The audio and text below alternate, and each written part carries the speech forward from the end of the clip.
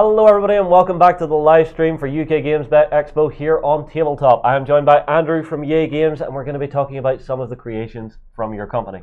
First thing I have to remind everybody of is the table in front of us is being raffled off by the guys over at Geek & Son, so make sure go across and join in that raffle because you could win yourself an epic gaming table. Andrew, marvellous. What games have you brought along to show us today? Well, Justin, I'm glad you asked. It's like it's all been set up or something. We've brought the two of our newest games that are making the biggest buzz at the moment, which we're really excited about. Some of you may know Omino's from last year, which we're incredibly proud to just remind everybody out there that Omino's won the Best Abstract Game Award, as voted for by all the lovely people at UK Games Expo. And that is this on the tabletop, yes? That's this one here with all the dice, yes. We're looking at two games in the next few minutes. We have got four. You have four? Yes, our previous game was Sandcastles, and then the game before that was Frankenstein's Bodies, which you may know, or not. Some people may honestly, know. There are. I'm going to say this now, because I should have said it earlier. There are too many games at UK Games Expo. I can't keep up. My brain's melting. Never too many. How many games are too many? There are never enough. This is true. Yes. Okay. So, would you like to take us through a game round of Ominos?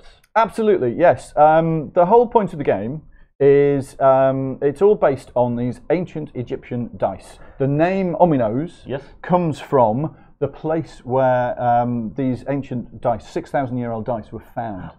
In the Ominous Valley in Egypt. I see. So this is actually taking something actually ancient and turning it into a game today, or is it an actual game that existed back then and bringing it out again today? We don't know whether it was actually a game. But in 1864, my great-great-great-great-grandfather went to Egypt and discovered in the Ominous Valley in the middle of Egypt, about 100 miles south of Aswan, he found these little stone cubes. Oh my god, that is the coolest piece of heritage I've ever heard. That is amazing. So possibly even older than Senate. We're not even sure. But we found we found these dice, or we think they're dice. They could have been blessings. We're not entirely sure. But so we inherited these. And tried to work out what the game could possibly be. And this is what we've come up with. I see. So we have this here. So how do you play this game? You play this game, the aim of the game is to make sets of 4 or more of your chosen colour. So Justin, if you were playing and you were playing snakes, what you'd be aiming to do is make a set of 4 or more like this. As long as they are touching face to face, you get to earn the points to win the game. Diagonals do not count in this game, so that is not a set of 4. No.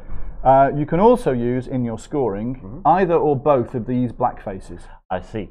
The dice are all the same. They've got the 4 player colours and they've got these 2 black faces on them. I see.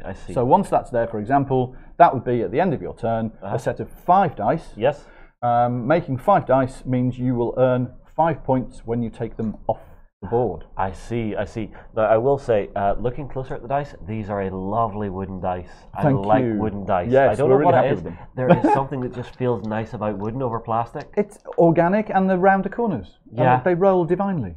Oh, that's beautiful. That is beautiful. So the way the game plays, so once you've got set up, yes, and the setup is really nice and straightforward, you put 2 of your own colours anywhere you want to on the board, and then you add 1 extra one that's rolled at random. So every player starts with 3 dice on the board, okay, well, anywhere you wish. Let's actually set up and give it a go then. So, we'll just carry on as if this is a game in action. So if you're playing red, yep, I can be playing green. Okay. And the interesting thing is that it plays 2 players, 3 players, and 4 players. In a 2-player game, yes, you're playing red. Anybody making a set of blue can score those as their own, and anybody making a set of yellow can score those as their own. See. So you are working on those 3 colours, and I'm working on those 3 colours. I see. So the way the game plays is you roll 1 dice, or an omino as we call it. You roll it. I've rolled a snake. Yes. So I now use one of the snakes that's on the board and move that 3 spaces in any direction. I see. So you've got quite a strong little group here happening. So I'm going to go 1, 2, 3. And now this freshly rolled omino goes anywhere I want to on the board. So I could be helpful or otherwise. Yes, it's one of those kind of games. Okay, and then do I do the same? Yes, you roll one dice and you see where that goes. So you rolled a sun. Yep. So So move one of the suns 3 spaces in any direction. So 1, 2, 3. Okay. And then I can place this anywhere. And then you put that anywhere you want to, remembering that anybody can score suns. Yes, so I think I will place it here. Ooh, risky and dangerous. And that's my go. And I've rolled a falcon. Yep. So I'm trying to score falcons. Yes. So you don't want to move falcons? Well, I want to try and move them in such a way that I try and get close to these black faces, because they count as wild cards. Yes. So can I move? And I can't really, but I'm just going to try. 1, 2, 3. Yes, I can actually. Oh, I've just spotted it. So I can put that one in there. And now I've got falcon, falcon, black, black, which makes a set of 4. It's like it was set up or something. This is amazing. So that gives me 4 points. Bing. And it's the first player in a 2-player game. It's the first player to get to 21 wins. But in a 3 and 4 player, it's up to 13. Okay, well let's keep playing. Nice. Give people a flavour. So you've got your own piece there. So what you're going to do? I think there's a scoring move happening. 1, 2, 3. There. Cool. And then place that one on the board. Yep. And instead of actually just going for the extra point, I'm going to place one here. Oh, interesting. And then I will score 4 points myself. Yes? Yeah. Cool. Okay. So we don't need those. That's an interesting technique. I would have just grabbed the points. So a yellow. So this is kind of good. So where can I keep that close to there? Yeah, 1, 2, 3, and then put that one on there, and that makes a set of 4. Yep. Remembering anybody can score those or beetles. Yep. So we take that one off and ding. Good at it. Okay. So I'll roll the next. Another red. It's like you set it up. Yeah. So I'll go 1, 2, 3. Oh, I don't want that. So if I go 1, 2. Oh, this is bad. 1, 2. Can I move back the way again? You can't go back on yourself. It's always got to be in a direction moving forward, and you can't move diagonals. Put it there, and I'll put this one here. Oh. So I've kind of locked myself out a little bit there, which is a little odd. Now, what we haven't rolled yet is either or both of these black faces. Yes. So just to explain what these do, if I was to roll that one, that's Yera, and that allows me to move anything that I want to on the board 3 spaces. So choose any dice, and then that goes on as a wild card. I see. And that one is kind of mean. That's OnTableTop. And that allows me to pick something up off the board, re-roll it, and put it back where it was. Oh. So in this situation, if you'd rolled that one, rolled an OnTableTop, re-rolling that one could be, you've got a 50-50 chance, allegedly, of getting the red, or either of these black ones. Yeah. It never seems to work that way, though. So, there we go. You actually rolled it. I mean, I'm running out of falcons in this particular setup, but you're looking far too strong, so let's just try and get rid of that one. And it's turned into a sun. It's messed that up a little bit. So there we go. Okay, I will roll the next. Aha! So I will re-roll this. Okay, so if that turns into, it's another bird. So it's got to go back where it came from, which is here. Yep, and then I will place the wild card right there next to mine. Oh, nearly there. And I've rolled that one, which is kind of good. So I think I can just about nab that from you, I think. So I can move any piece. So 1, 2, 3. I can't do it. It's too far away. But I can go there. I was hoping to be able to fill that gap in, but I missed it. Oh, nice. And again, move any piece. 1, 2, 3. Then I will place this one here, gathering 5 points. A 5, brilliant. 5 is a good one to do because we've cunningly designed it with odd numbers. So that's kind of how you a good flavour of how you play Ominoes. Yeah. People might be wondering what's the significance of the snake pit. This in the middle, yes. Yes. If you're playing hard, the snake pit is not to be gone into. Nobody is allowed in the snake pit, and that gives you opportunities to block people. So, for example, if you get that kind of thing set up, and your opponent's playing red, and you've got pieces on this side, you can't go through because you can't hop over anything. Yes, you would actually have to wait to roll one of the other symbols to actually get it moved out. Very clever. Or move it out of the way. Yes, that's very, very clever. It's a really simple, quick game to learn, but I can see some real tactical depth. There's an awful lot. You're actually trying to figure out the movements. Yes, it's random to start with in that you don't know what one of the 6 pieces that you're going to get is going to be. Yeah. But once you've got that, it's choosing how to maximise the advantage of that. I see. And that's Omino's. I love it. I think it's definitely one to check out. Can people grab it here at the event this weekend? Absolutely, yes. It's here at our stand 1J9. In which hall? In Hall 1. In Hall 1, okay. Over at the far side. Yeah. Which probably won't mean anything if you're watching this on telly. But anyway, never mind. Well, whenever you walk in through the front doors. So, yeah, we're at 1J9, and that's available here in two versions. We've got this version in the big traditional blue box, yes. But also we have a roll-up version. Oh, I like this. So having a neoprene mat to actually take this along with you is a really great thing. And it comes in a rucksack-friendly tube. So nice. We've got little tube available. So it's all the fun in a rucksack-friendly manner. Nice. I love it whenever companies actually think of, should I make another version of this to make it so that everybody can just grab it and go. Yes. Very nice idea. That's what we're aiming for. Keep everybody as happy as possible. Yes, and keep everybody gaming. Everybody gaming, yes. Yep. Wherever you go. If you have a rucksack, pile that in somewhere. So that's cool. So that's Omino's, yes. Which, like I said, was released last year and won the Best Abstract Game Award. And now our brand new, Still Smell the Varnish. Yes. Now, have I laid this out correctly, having brought it across? You have indeed, yes. This is our new game called Omino's Hieroglyphs. Okay. What a lot of people were saying about Omino's they really enjoyed was the simplicity of it and the way it worked. Yes. But also people were saying, can we have something with a little bit more depth? Yes. So what we've done is used some of the DNA from Omino's. And we've kind of come up with this big brother.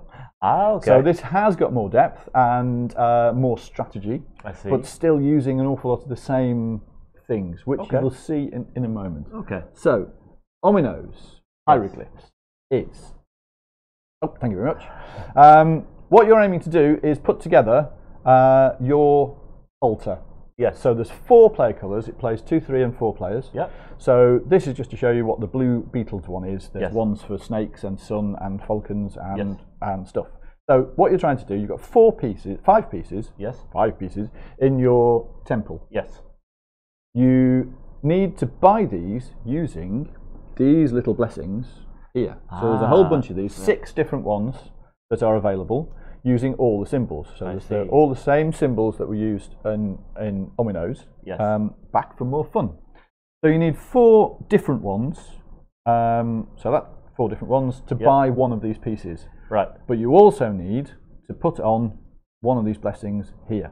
I see. So that's what you're trying to build up. And the final piece that you're building up, assume that they've got things on them, is that one there with an Omino tip on the top, and that's a winning condition. I see. Okay. Okay. Takes about 40 minutes to get there. Yeah. But the way that things work is you've got to get the blessings in the first place. Okay. Now, how do we get the blessings in the first place? I'm glad you asked, Justin. Cool, brilliant. So that's what you're aiming to do. So put those to one side. Yeah, I'll just bring this all up in a little bit for us. Cool. Okay. So that's looking nice. So this, we start normally with just the central 5 tiles. So that's those 5. Yes. But this is moving on a turn or two. Yep. This is a game in progress, just to illustrate how you get these things. So in your turn, you're going to have 5 tiles. Okay. Now, what's cunning and interesting about these tiles is that they've got information about what's on both sides.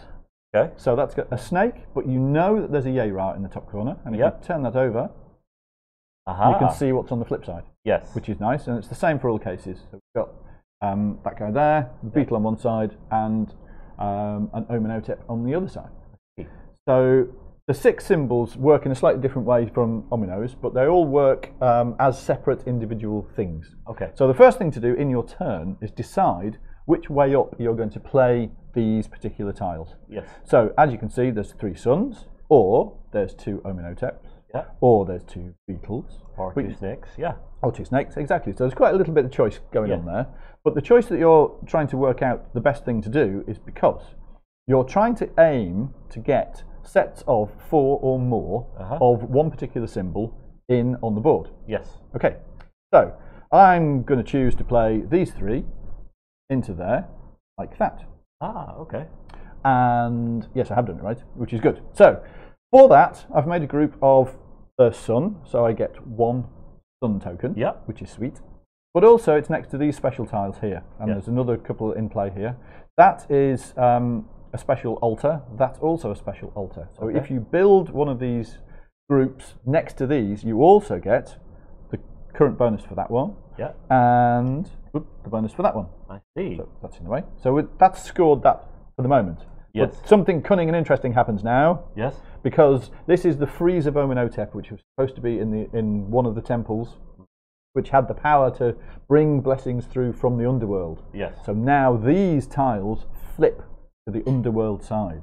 And as if by magic, like it was set up or something, these kind of flip over to there. So all of those suns flip. And now, what have we here?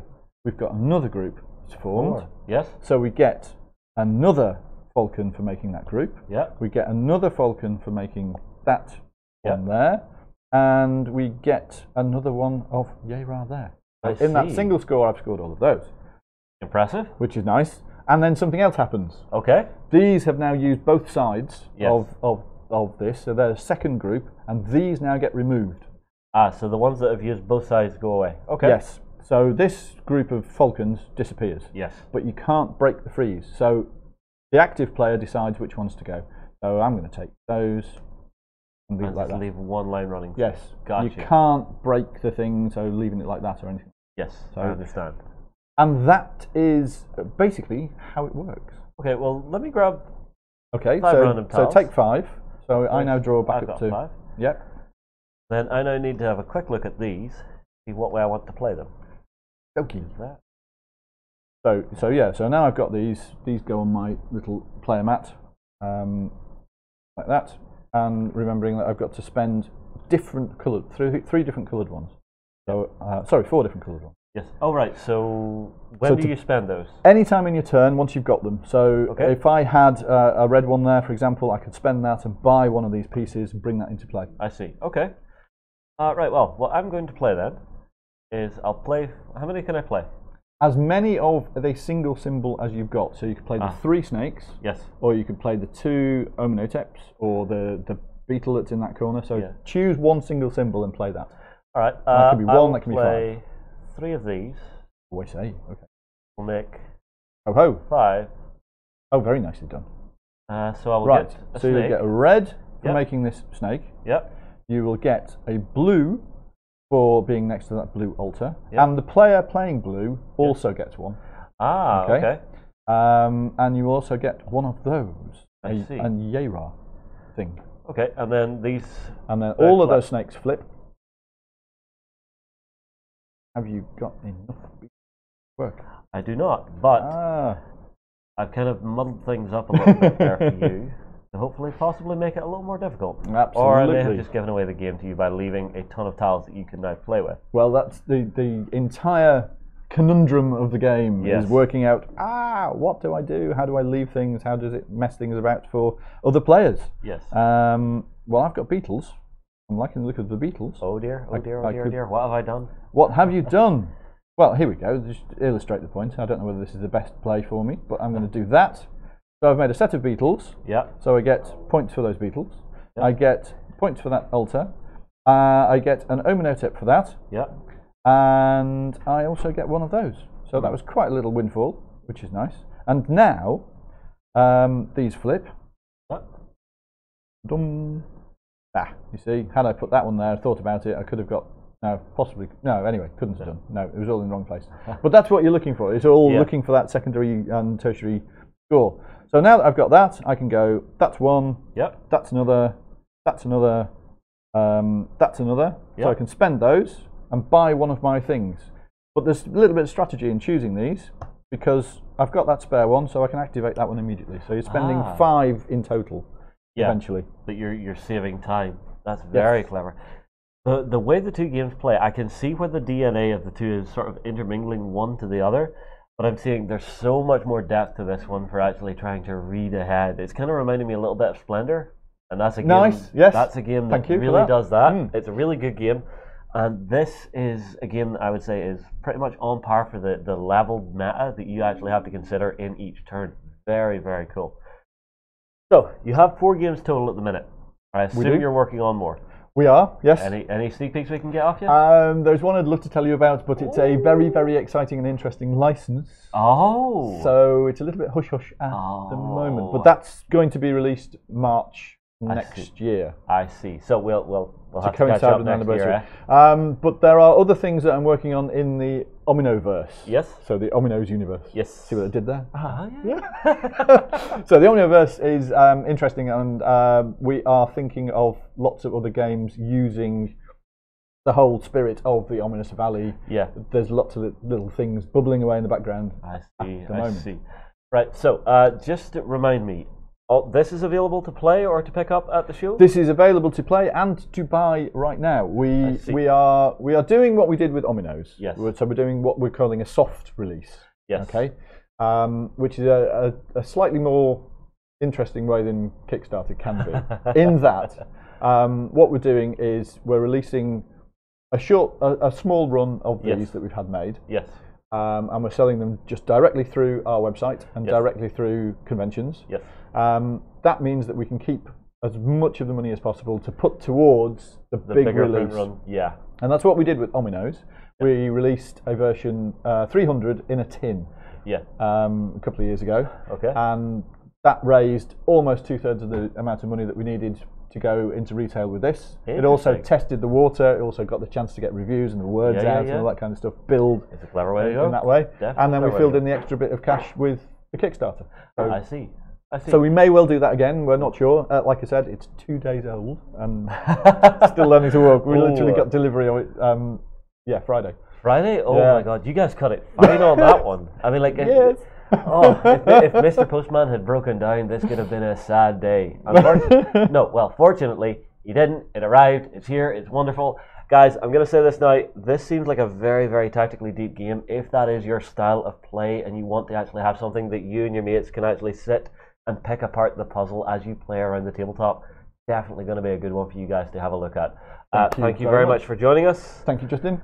Everybody, do not forget, come along and join us for the live blog this weekend. We are covering all of UK Games Expo with every fantastic company out here. Go and check these guys out. Remember where your hall and your booth is? We are in Hall 1, stand J9. Okay. If you're already gone or you've missed us, we do have, surprisingly, a website. And that is all the W's, yaygames.uk. Y-A-Y. .uk or .co.uk? .uk. .uk. Okay, that's different. Yes. That could trip you up. We try and be different. But if you just put it in Google and just put Yay Games in Google or Omino's in Google, you will find us. Yeah, well, guys, which is lovely. Definitely something to check out. This is a game that feels like it has an incredible history behind it. I mean, like the sentimental value to be able to actually take something that an ancestor discovered and actually bring it out there and show to people, I find is absolutely incredible. Everybody, we will move on here. I hope you have enjoyed this segment of the live stream, and we will see you again very soon. Thank you and happy gaming. Yay!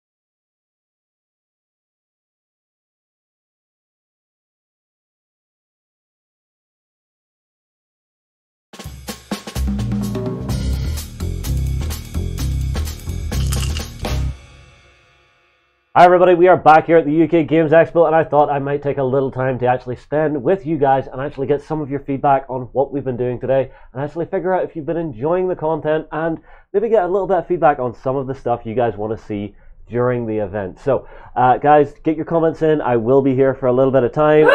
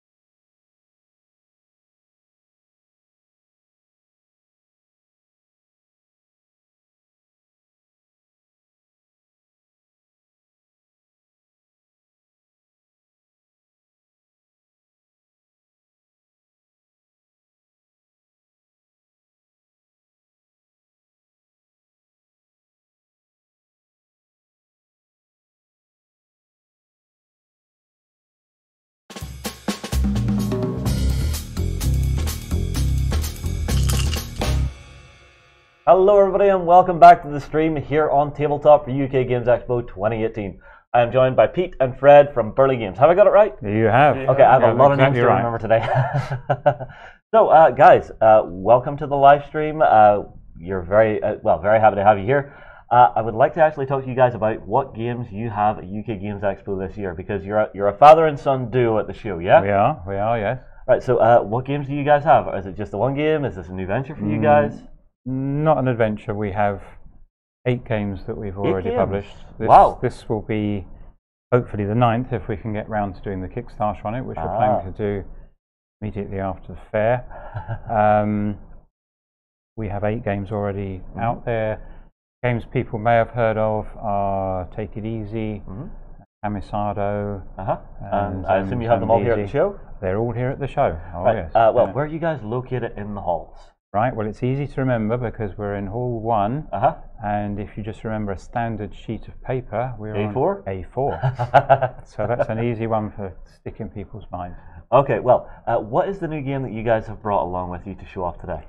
The game here is Rolling Bears. It's a dice game. It was his idea to call it Rolling Bears. I was going to call it Black Bear, and he said that's boring. So we ended up calling it Rolling Bears because we roll the dice and hopefully we get bears because they're the best thing. Okay. So let's actually get stuck into a little bit of gameplay. So I'd like to see how the mechanics work in the actual game, and actually get a talk through some of the key points of how it works and what's going to make it fun for people to actually sit down and play at home. Fred, I know you're looking at me going, "Don't make me talk." I don't really want to. I was talking to him before we started. He was just like, "No, I don't want to talk. I'll get you some." Okay, so the game itself, we've got a 2-player game layout set up here. So what do we have here on the tabletop? Right, here we have the scoreboards, which we use to, when we've captured dice from the middle of the table, we put them on our scoreboard, and that shows us how many points we've scored. They were a later addition. When we initially started playing the game, we just had the dice. The game was purely 30 dice. Okay. We just threw them, captured them from the centre of the table, put them in front of us, and at the end of the round then we would laboriously say, well, that dice is worth 3, that's worth 5, whatever. This makes it simple because you just put the dice on the board. Yeah, and it's all color coordinated. It's all zeros to start with. Yes. And when you put the dice on there, then the score moves down the board when you cover up the numbers. I see. So that's made it far less painful to do the scoring. In fact, it's dead simple to do the scoring. And then all of our dice are color coded to this with different points. So green's 1, white's 2, blue's 3, grey's 4, black is 5. That's correct. Yeah, I should point out at this stage that these turquoise dice with flamingos on have been replaced by dice this colour. Let me see. Which is a nice sky blue. And there'll be ravens. I see. If you pass it here, here, imagine the light blue dice with a raven on, black instead of the lighthouses, which wouldn't really fit in very well with the animal theme. Yes. Okay. Excellent. So, several reasons for that. Yes. Sorry, Justin. Oh, no, you're okay. You're okay. I interrupted. I apologize. That's okay. So who's going to speak? Okay. We decided against these for a number of reasons. First reason is that type of plastic is very expensive. Flamingos don't really fit in with fish, hedgehogs, wolves, and bears. But we put ravens in as well. It's kind of almost puts a Game of Thrones slant on it. A little bit of a feel to it, Yeah, okay. All right, well, how about we actually start playing the game? So let's have yourself and Fred play the game, okay? So how do we begin a round? How we begin is, as there's only 2 of us, we take turns to throw in the different colours of dice. So the green go in first. There's only 2 of us. I take the green. Freddie takes the white. I take we'll call it just blue. Yeah, sure. Freddie takes the grey, and I will take the black ones, which are the bears. So what happens is we throw them in, and before we start, I have to explain that the way we capture them and take them out from the centre is in this. But there's 4 ways of playing this, but this shows that you can take dice out if they're the same colour and the same number. Yes. these are all ways of taking out what we call a matching set. Yes. So, and the scores are purely on what the dice are worth. So we know we've already spoken that the black ones are worth 5. Yes. So 4 4s in black. Doesn't matter what the number on it is, that the colour is all that matters. Yeah, it gives you 20 points. Yeah. That's 20, whereas two white ones, no matter what the number is on them, will score 2 points each, is 4 points. So that's one way of capturing the dice, taking them out, and you put them on your board. And this is the other way, which is where you take a run of sending numbers. Yep. And in this case, where you're doing a run, they all have to be different colours. I see. Yeah. So there's the same colour for matching ones, and for a running set, they will have to be different colours. I see. Yeah. So I can go 2, 3, 4, 5 on any set of colours? Yeah, as long as every it's 2, dice 3, is a 4, different 5? colour. Yeah? Yeah, so it has to be a different colour, but it has to go in that ascending order as well. Yeah. Ascending order, but it doesn't matter which colour is. So Yes. the 2 could be white and the 3 could be grey. Yes. Doesn't matter, as long as they're an ascending set, a running set. Awesome. And they're all different colours. Excellent. All right, well, would you guys like to take your turns and get started? We will. So I'll clear a bit of a space. Yep, so I will pass this across to yourself, Fred, to mark your scores. Thank you very much. Okay. Do we not want the scores to be... Well, we will keep this one here. All right. We will keep track of your blue scores. Okay, so Fred's score is going to be secret, but everyone will know what I'm scoring in. Oh! Well, we can trade them in and out as we like.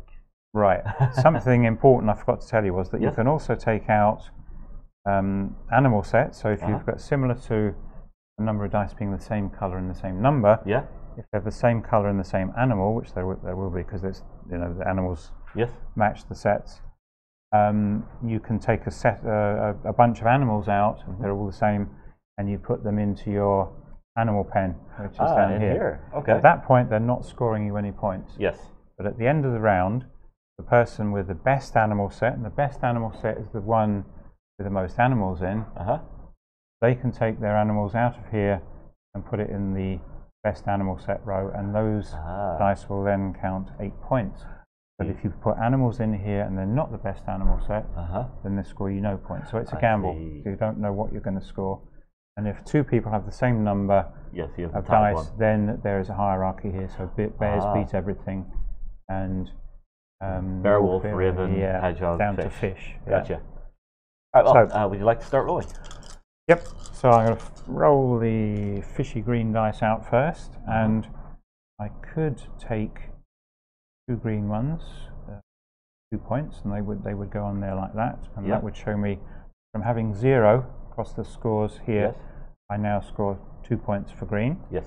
But I'm going to be a bit daring, and I'm going to put my fish into my animal pen and challenge Fred to beat that with another animal set. Now these dice stay in the centre. Should we arrange them in number order to make it easier to see? Yes, that would be great. Okay, so don't knock them over, Fred, when you roll the hedgehog. I'll try. Okay. Just aim right here. Alright, so I'm rolling the hedgehogs now. I got 3 2s here, so I'm just going to take the 3 2s. Place them on my board. He could at that point. 6 points. Sorry, Fred. At this point, he could have taken a mini run like that, but it's not worth as much as that, because that's worth 6. That's only worth 3, a 1 and a 2. So I see. As the round progresses, you have the better chance of getting those different runs and actually drawing in from the different colour sets. That's it. Awesome. So we'll put that there. We'll keep the animals separate, and I'll roll these. Imagine these are ravens. Okay. Yes. Imagine it's lovely sky blue dice. I'm the ravens on. No flamingos here at all. Ooh, right. So we draw these all in. Yeah. And then we can look to see what you're going to make. So the obvious thing that looks good to me here, the 6 4s, is the 3s. They're worth 3 each, so I can have 9 points for that. I can't beat that with the most you can get of the run at this stage is 6 points, because it's worth 1, 2, and 3 points each. I see. Yeah? I can get 3 of those. I take them, I put them on here, and it immediately tells me I've got 9 points. Got it. Plot these in here. You can see the runs of different colours are building up. Yes. Right. Now, Freddie's now about to roll the wolves. Now, it's an unwritten rule But you have to howl like a wolf when you're rolling the wolf dice. I won't make him do it though, because I know he's shy. Do you want to? Unwritten, so I shan't be. He's not going to be howling like a wolf. Oh, come on. Yeah. Oh! Yes, that's how it's He's done it for me, so it's sweet. I'm rolling the wolves now. So, Bring them down into here for me. roll them out. Ooh, I've got interesting. 2 4s, 2 2s. That gets me 8 points. I can make a better run with these, so I can get up to 10 points. So I'm going to look here. I got 2, 3, 4 of that. So you could swap out the 2 here. The maximum run size you can take is 4, by the way. Ah, I see. You can't take 5 or 5 colours. Got to take a 5 of wolves, a 4 of hedgehogs, 3 of fish, and a 2 of flamingos, or ravens, if you will. Yes. And that scores me 10 points. Excellent. Right, so now I'm rolling in the black dice, which have the bears on. You can just sort these out, Fred. Yep.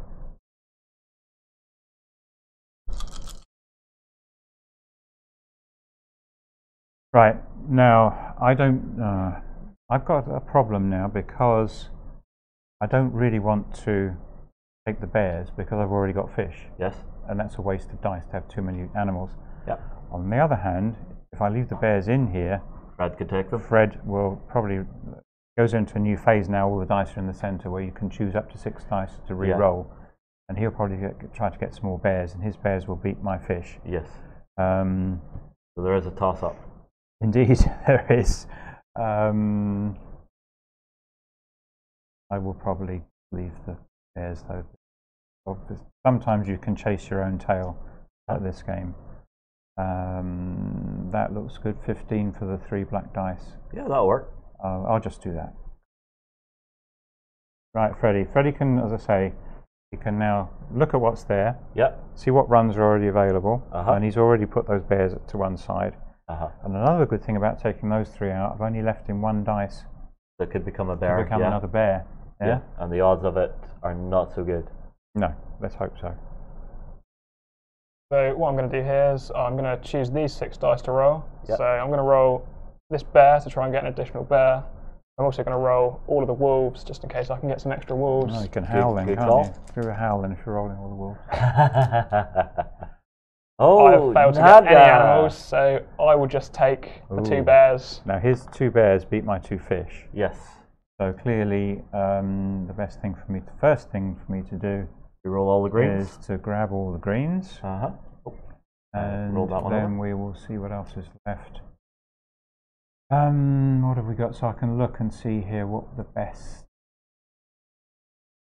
3. There's no 4, is there? When there's no 4, you're really stitched up because it means you can't make a decent length of run. So 3. This is useless. This hedgehog is completely useless. So I might just roll. I'll just roll these 4 dice. Okay. And I'm hoping to get lots of fish. I see. I've got 1 fish. Okay, so now you have 3 fish to his 2 bears. Yes. So you're in the lead again? Yes. Okay. And I'm not sure if it's a good move to take this. Often you can just waste all your power trying to get the animals. But I'll take that anyway. And he's obviously next turn he's going to try to get another bear, which will then again be ahead of my fish.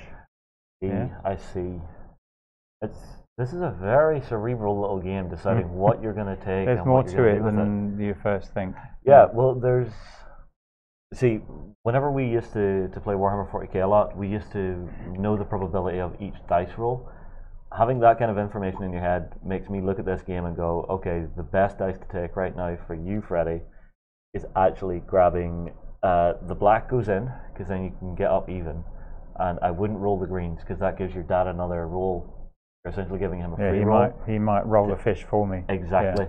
Well, what I'm thinking of doing here is I'm just going to roll this black dice again, attempt to get another bear, and then I'm also going to try and create a run of some kind. So I see. I have no 4s, so I'm just going to take 6 6 there.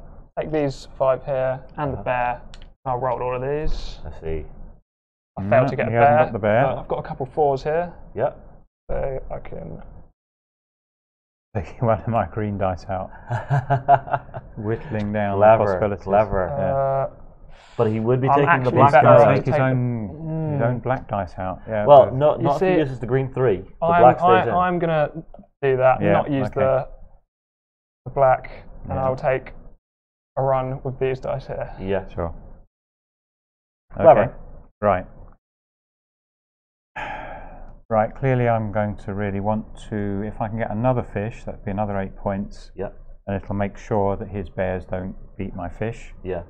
In the background, I can set up a nice little run, which is a way of taking the black dice out if I fail with that. Yeah. So this is the point where you possibly would take a 2 dice run just to deny it to him. I would, yes, absolutely. So I'm re-rolling that. Re-rolling that, and I'm re-rolling that. Yep. What the hell? I may as well re-roll these 6. Other possibilities may pop Yeah, up. yeah. But the white one and the blue one may well add to this run to make it more valuable, as well as getting rid of the black dice. What do we have here? And what we have here, we have a bit of a failure, really. Oh, yes, indeed. There's no 5. A 5 would have been nice. So I think it's best for me just to eliminate black dice, and that increases my score here. That's another 5 points here. Yeah, which is pretty good. And it's another 4 points. So it's not a bad little score. Yeah. And it prevents Freddy from making a mess on my fish. So I got Right, so what are you going to do? a couple of wolves with 3s. Yeah. It's quite tasty, so I'll leave that up. May as well roll the rest of these, see what I get. Okay. And I've managed to roll a 3 of the wolves, which is the best run I can do here, which gives me 12 points. Yep, so yep. I'll take those 3. I'll slot them onto my board. Right, okay. So I have a 2 and a 3 together. And Over here. There we go. yep. Okay. And so are you I'll going to re-roll leave the those. blue? I'll re-roll that, and hopefully I'll get a 4 with it and put them all into one Make run. a final run. Yeah. Yeah. 2. Okay, so the 2 is actually better than that 2. Those 2, and that's for you. Yep. Good. Take that as a score. So we can see.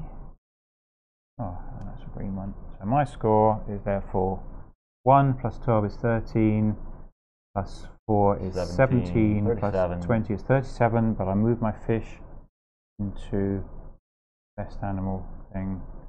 So that's, what was it, 37? 37 plus 24 is 61. 61 points. That's not bad. It's not bad at all. All right. Fred, Right, let's Freddie, how much bring you yours in. scored, and mate? See what My the scores board, on the the doors other are. hand, a bit lower. So I have 2 for the fish, and then I have 12 for the hedgehogs, that's 14 points, plus 6 for the flamingos is 20, and then an additional 20 for all my wolves brings it to 40 points. The old wolf wins. Yeah. So what you would do, Justin, is you'd play several rounds. You take turns to be the first. This is for up to 5 players. Yes. So you would take turns. So normally, how many players there are, you'd play a number of rounds, which is divisible by the number of players.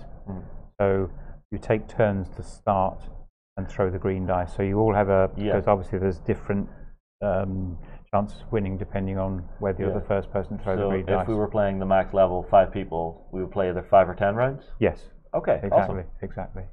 Also get an even number of chances to howl like a wolf. Yeah. Which is a key I thought my feature howl again. wasn't too bad. Your howl was good. It didn't get many wolves though.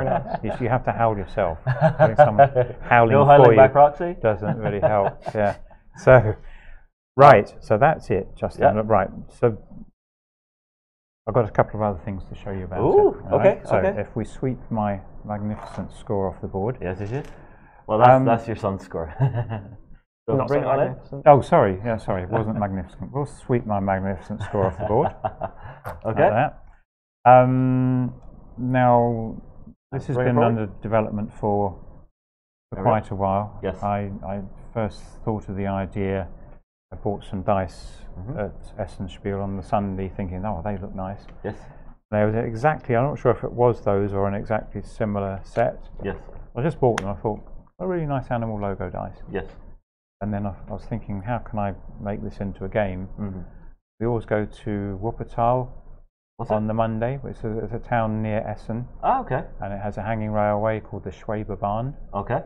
And it has a very nice zoo. So I was actually sat in the bath. Yes. You had your eureka moment? Yes, exactly. And I sat there and I was thinking about it, and I sat there thinking, well, do that. And I sat there till the water went cold, and I thought, that might work. So we went to Wuppertal, and we usually go on the Schwebebahn, and we usually go to the zoo. Schwebebahn was shut because they were closed for maintenance. It was during the storms about 5 years ago. So we got to the zoo, and the trees were going like this. Yes. And they said, we're closing the zoo. So people were all marching out of the zoo. Right. So we couldn't go there either. So I said, well, there's a Chinese restaurant opposite. So why don't we go in there? And it's a new game I thought of. Okay. So we had our Chinese meal, and I got these dice out, and we played. Yeah. And it worked. Although obviously we didn't have the boards then, we just had the dice. So that's why this is called the Wuppertal rules. Yeah? That's why I told you that whole long story. Just to explain, this is the Wuppertal board. So we started with the Wuppertal board. We didn't even have the boards then, we just had the dice. Yeah. So Wuppertal rules. And then a friend of mine called Pedro Pereira thought of a different way of playing. Oh, so, okay. So what is this? On the flip side, we have exactly the same thing. Turn the other boards up as well, Fred. And what are we seeing different here? We're seeing here, Pedro suggested, what if you didn't tie the dice to a score? So you just had a plain thing here which said 1 point, 2 point, 3 point, 4 point, 5 point. Yep. And then when you start collecting your dice, you dynamically assign the different colours to the different columns. So you could decide, I want my green dice to be worth 5 points instead of 1 point, or 4 or 3. Yeah. And you look at what other people are doing. Of course, everyone can set their dice colours up to be different. Yeah. So it's good tactics. That completely changes your tactics, because you really have to keep an eye out. You do. Because if you have 5 players and everybody chooses a different animal to be their 5 point, that could definitely fire up for joint best points being forced to happen because you have 2 animals worth the same. Yeah. Oh, that could be mean. That could be so mean. No, sorry, Justin. It doesn't affect the. This hierarchy stays the same. Okay. My apologies. And the only reason that you'd have joint best animal set is if 2 people had 2 hedgehogs each. That'd be exactly the same set. If someone has 2 hedgehogs and someone has 2 fish, the hedgehogs win. But if 2 people have 2 hedgehogs each, then that's the joint best animal set. So this hierarchy stays the same, but the value of the number dice changes. I understand. And so if you see someone else is collecting blue as their 5 pointer, then you don't want to have blue as your 5 pointer as well. You want to avoid the colours that other people are choosing. Yeah, although I think it could possibly make a fun game mode that the hierarchy does change depending on which pointage your dice gets, just to actually see how that would play out. Yeah, but you never know. You could home rule it. Yeah, you could. Yeah, we'll think about that one. Thank you, Justin. We'll have to create a Justin board as well, won't we? Oh no! Don't create a Justin board. Nobody wants a Justin board. Nobody wants a Justin board. And then more recently, we. Where's the thing with the scores? So we decided that there's no reason why you should just not turn the logic completely the other way around. Okay. So we have now. I'll explain Hollandica, why it's called Hollandica in a minute. It doesn't involve baths or anything. Okay. So what do we have? But now we have that you have running sets have to be the same colour. And the matching sets have to be different colours. So now you've turned the whole thing on its head. Yes. And we've added to this the thing that we wanted to encourage. We found we played it at first, and we found people were doing too much of this with the matching things with the different colours but the same number. Yeah. So we thought, well, maybe that isn't a good thing because nobody was really making too many of these. Yeah. Yes. I So understand. we messed with the scoreboard. And we added some bonuses. So it was a bonus to getting 4 or more of any particular colour. So if you get 4 of a particular colour, then you add 10-point bonus into the score. And you had a 20-point bonus for 5 and a 30-point bonus for 6. So people are really driven to try to get go really deep on the colour set. Yeah. So that's another totally different, well, not totally different game, but very, very. You're doing it a different way. Yeah, we see. I love the fact that it's so simple to change your game modes with these boards. It gives you a lot of replayability within your game. And then on the other side, you guessed it. We have a Pereira board on the back. Has the bonuses added in again. I see. Yeah. Very, very interesting. You see, this is one that I would bring if I was going to be on like a long journey or something, because it's very self-contained. If I get like a little train table or a little table at the boat, I can roll my dice into like a little dice tray or something, and you can just play this all the way across wherever you're going. Yeah. Very clever. Any other game modes? Isn't 4 enough? God, this man wants everything, doesn't he? I'm sorry, I'm greedy. I'm greedy. We've got the Justin mode, haven't we? We've got Justin mode where you mess around with the animal hierarchy. Well, that could be a fun way to play. Now, I will say, this game, it's not out yet. Not yet. We're doing the Kickstarter this year. This year, do we have a rough quarter for it? Q1, Q2, Q3. Well, we've missed Q1 and Q2, haven't we? Oh yeah, sorry. Oh, it's been a long weekend, folks. Justin, it'll probably be Q3 or Q4. Q4 this year. Q3, Q4. Yeah. All right. Well, guys, is there anything else you would like to speak about? Oh, what have we got?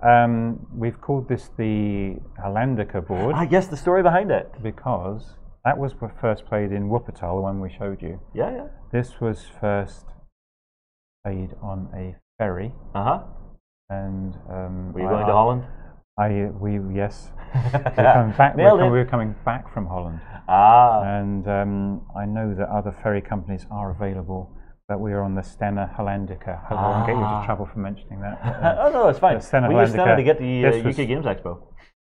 Sorry? We used Stena to get to UK Games Expo. Did you? Yeah. Okay, well, that's two plugs we've given them between us. Yeah.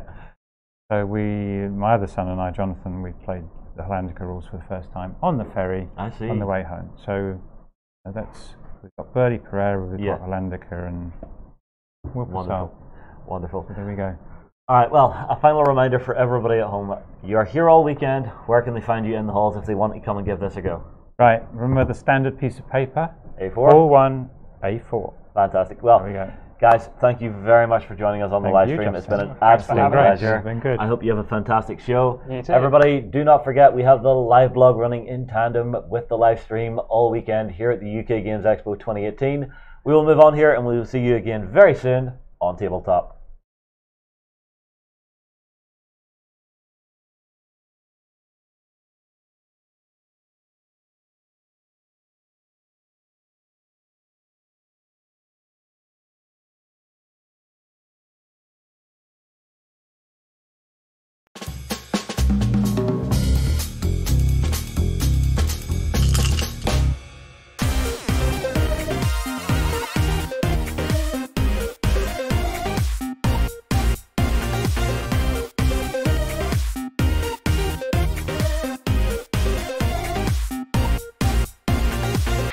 Of them. So we are right in the middle of the bull rush, so if you see a news story about 2 trampled YouTubers, that might be us.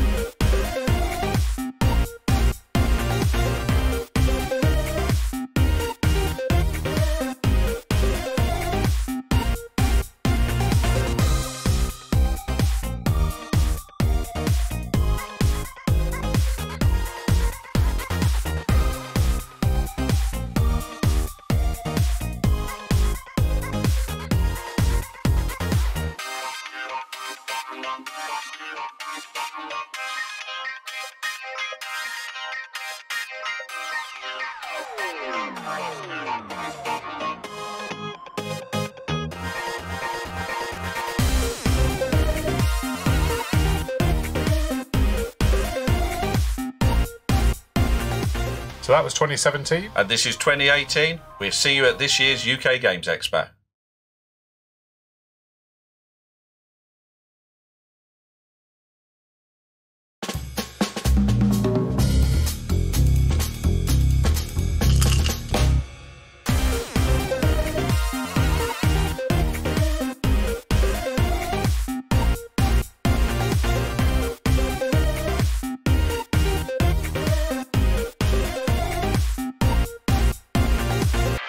Of them. So we are right in the middle of the bull rush, so if you see a news story about 2 trampled YouTubers, that might be us.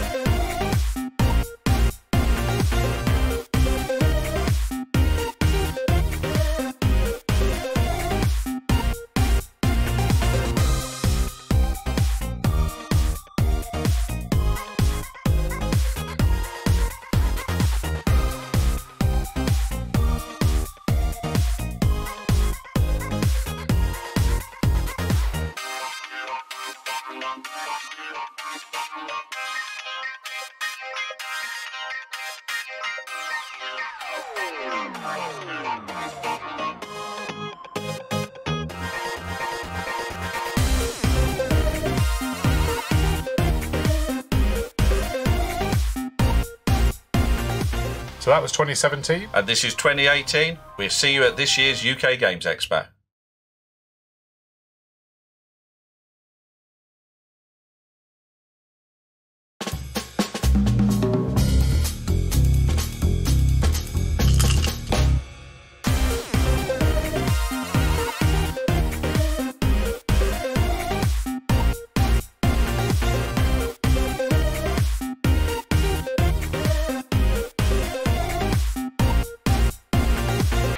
Of them. So we are right in the middle of the bull rush, so if you see a news story about 2 trampled YouTubers, that might be us.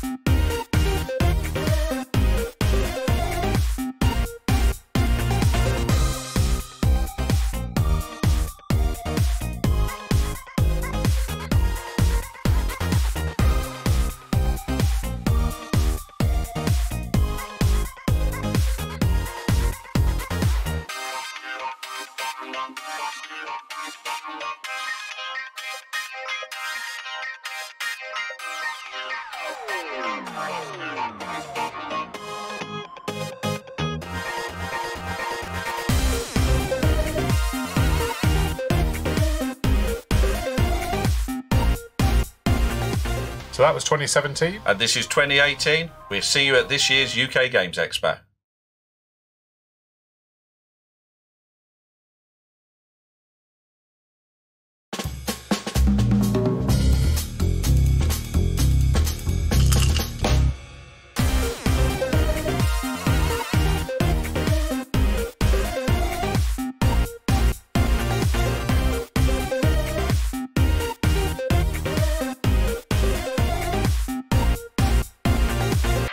Of them. So we are right in the middle of the bull rush, so if you see a news story about 2 trampled YouTubers, that might be us.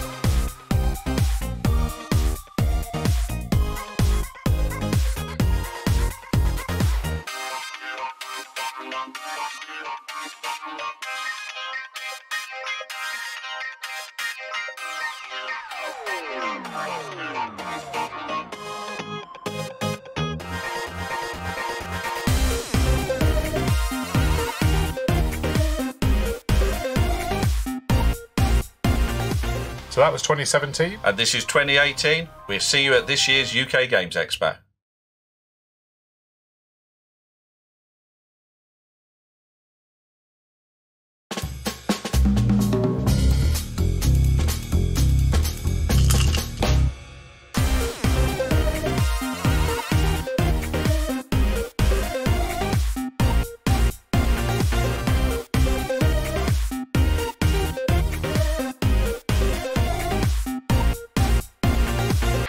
Of them. So we are right in the middle of the bull rush, so if you see a news story about 2 trampled YouTubers, that might be us.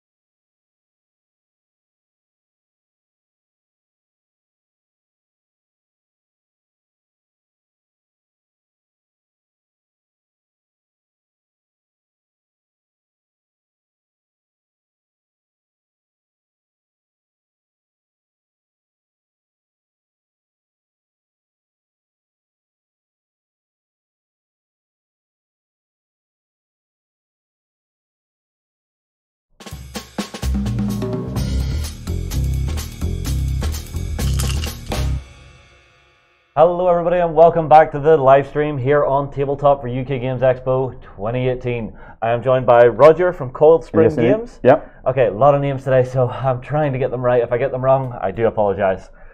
Roger, what have you brought along to look at today? Okay, well, the first game we're going to look at today is a game called Raids. It's by Matt Gilbert and Matthew Dunstan, two British games inventors, and it's published by Yellow, who are very famous for not only the quality of the games themselves, but the beauty and style of the artwork for the games they produce. Yeah, I will say, I as soon as this came into the studio, I looked at it and went, oh my god, it's pretty, because if you just look at the artwork that's on this board, this is absolutely gorgeous. It's bright and cartoony enough to bring kids in without being too kiddie to actually put away adults. So it's really nicely done that way.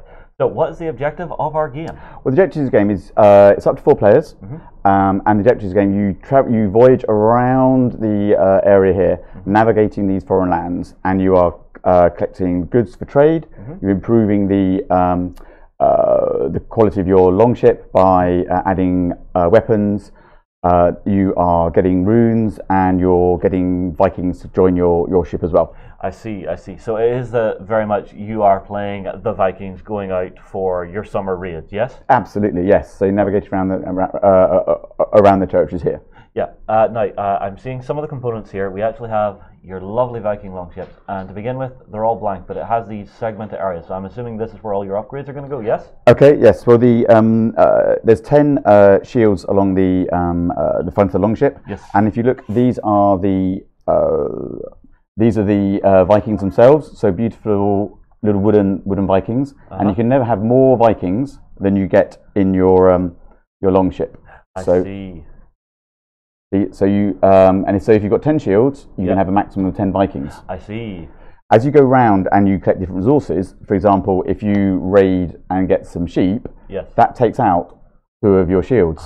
So you've got to balance what resources you get onto your boat, or whether you add, for example, an axe, which enables you to defeat some of the monsters more quickly, but it reduces the number of Vikings you get. I see.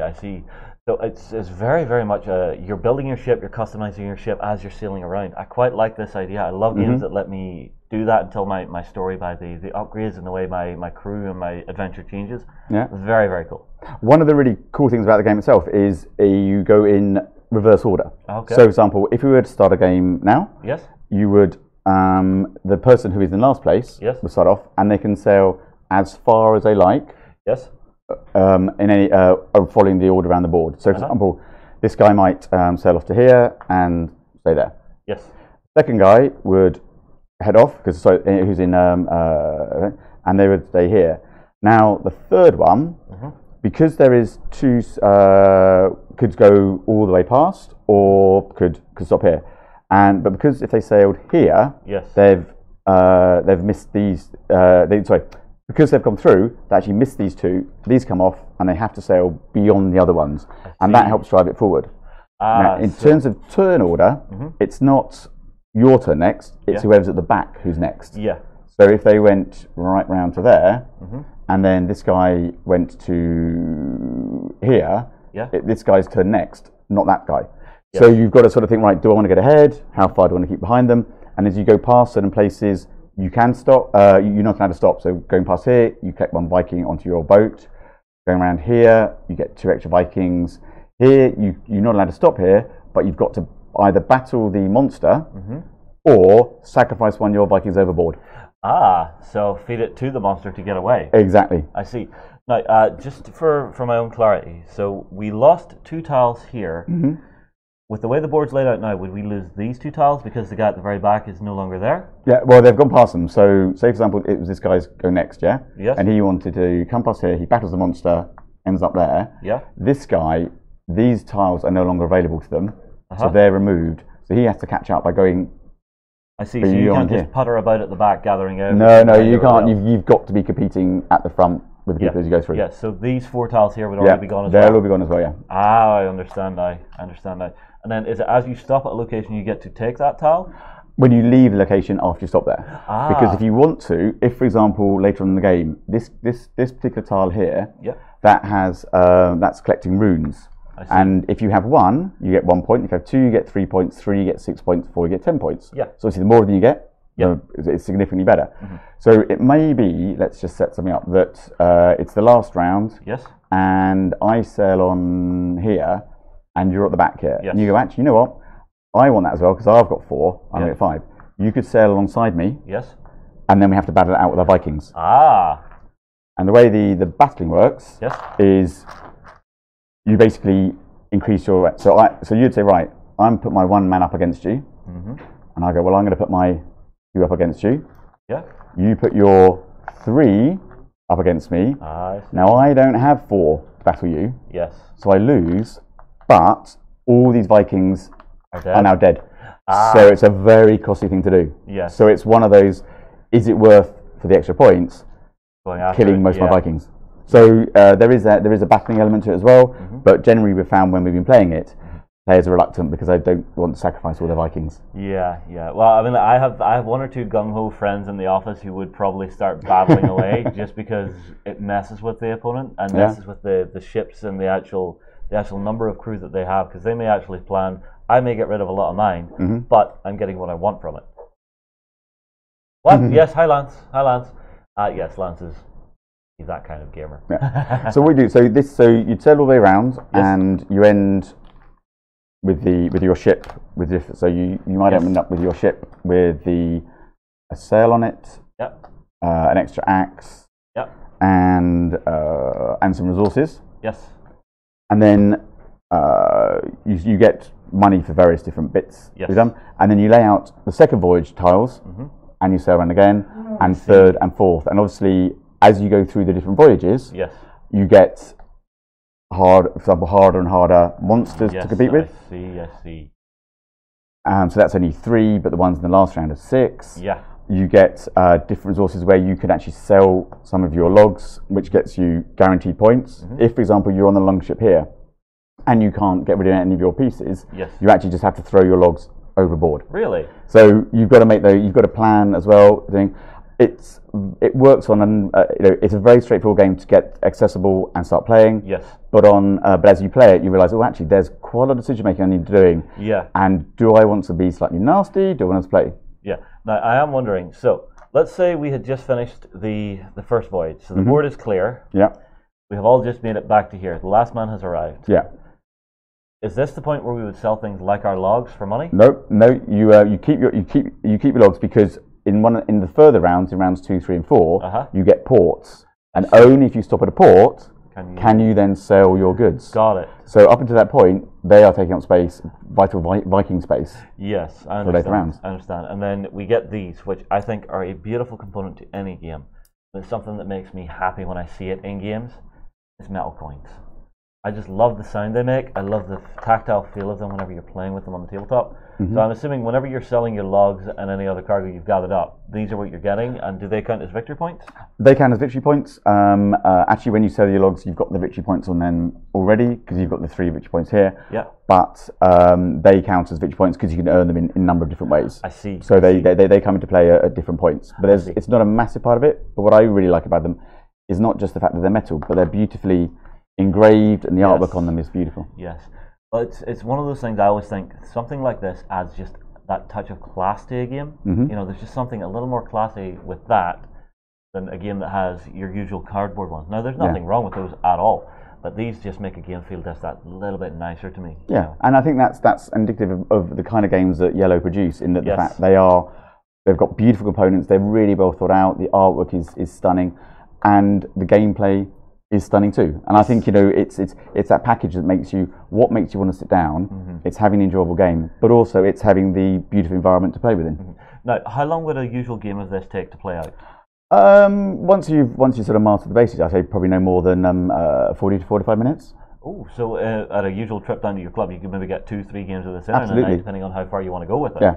Very nice. I like games that are like that actually have enough of a playtime to feel like you've got a bit of meat on the bones, but not so heavy that you're just feeling, oh, it's so much work to play this game.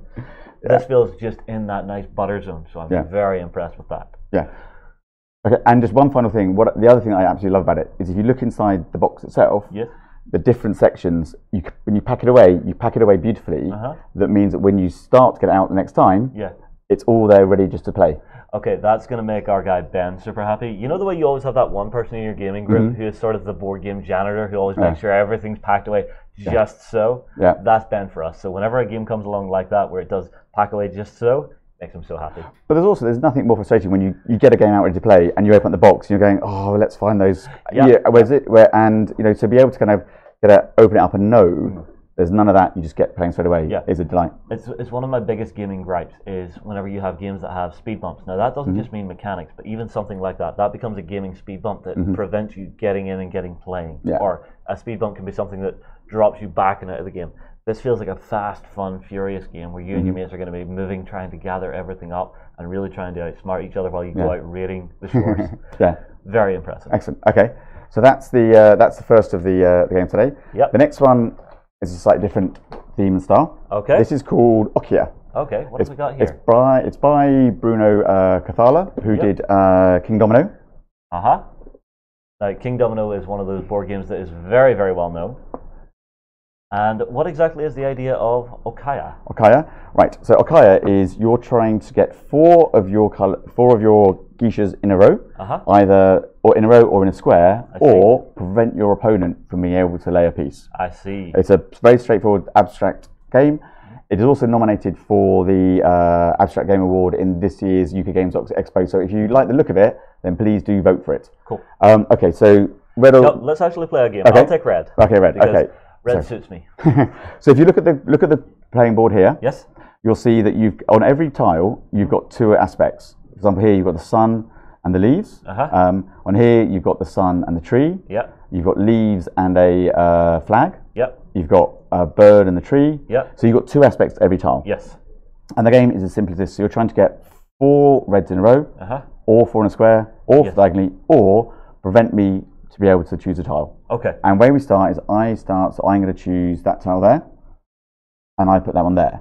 Now, on your turn, you can put one of your pieces either in a space that has a bird or a space that has a tree. I see. So you can go there, or there, or there, or there. I see. So I would pick, there's a tree here, so I would remove this tile and put it in here, and that would leave you with the choice of either a flag or a tree. Absolutely. Okay. So I'm going to try dominate the middle bit. So I'm going for flag or flower. I'm going there. Okay. I would go for this, which is flag and leaves. Here, to try and block you. And the leaves, I'm going to go here. So it's leaves or what on this particular Leaves or rain. So you see the rain clouds there? I see. In that case, I would choose leaves and a tree. Go here. Okay. So, as with all abstract games, you get to that moment where you pause because you need to think. Yes. So, but this is one horrible thing about me. Because of my job, I learn games very quickly. So I am playing to win here. So don't hold back. Okay. No. If anyone knows me, they know that's not the way that we play. So let me go there. Okay. So that was flower or rain. So rain here. There's flower here. Yeah. So I think I'll go here with the flowers and the sun. Okay. And that'll give you sun or flowers again. Which wasn't a really good move. Really? Why not? Because I can now choose sun or flowers. Yes. And I can choose sun. Yes. And I get my 4. But I thought you said 4 in a row, not 4 in a circle. No. It's a 4 in a square. Okay. I said 4 in a square or 4 in a row or thing. I see. Okay, let's reset. I want to go again. Yep. I will not be defeated at this game. Okay, and then you randomly put these out, so it doesn't matter where they go. Okay. And you can start. Okay, I will go for bird and tree to start. Okay, I'm going for tree and flag. And flower. Okay, I will go for bird and flower. Bird and flower. So I'm going. Oh no, not doing that one. I'm going bird and leaves. Bird and leaves. I will go leaves and sun. Okay, I'm going sun and palms, I think we'll call them. I can't remember. Okay. Sun and palms. I will go palms and bird.